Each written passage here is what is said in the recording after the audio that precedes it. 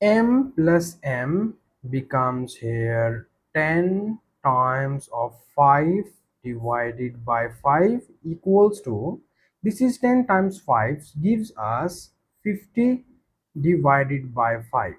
Here we need to cancel both of these two terms, and we have 5 ones are 5, 5 ones are 5, and 0. So here we will get 10 only. So this answer be the wrong answer, or this is the wrong process to solve this problem, because here the correct method to solve this type of operation is by using the PEMDAS rule, because here we use the wrong order of operation to solve this equation, solve this expression. So here we just use the PEMDAS rule to solve this type of problem. I hope so you already know about the PEMDAS rule, but here I can little bit explain about that.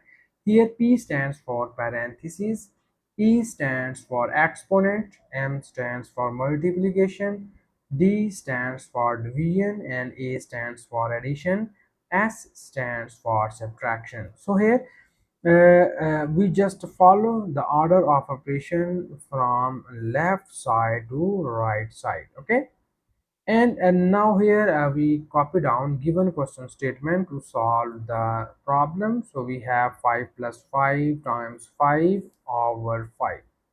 So in the numerator, you see here we have two operations, addition and multiplication.